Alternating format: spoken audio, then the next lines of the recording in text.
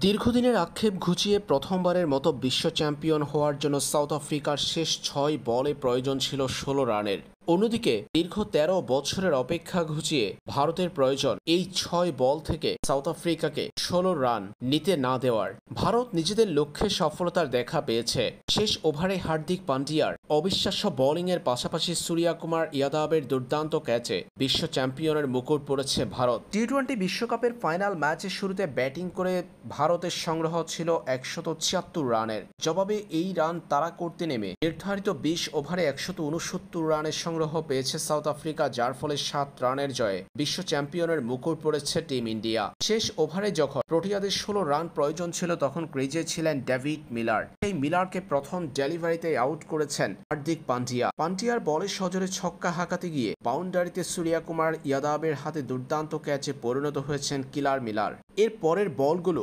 দারুণভাবে শেষ করেছেন হার্দিক পান্ডিয়া। শেষ মুহূর্তে গিয়ে ওভারের শেষ অংশে তিনি স্বীকার করেছেন কাগিসো রাবাদার উইকেট। শেষ ওভারে ২ উইকেট নিয়ে ভারতকে বিশ্ব চ্যাম্পিয়ন করেছেন হার্দিক।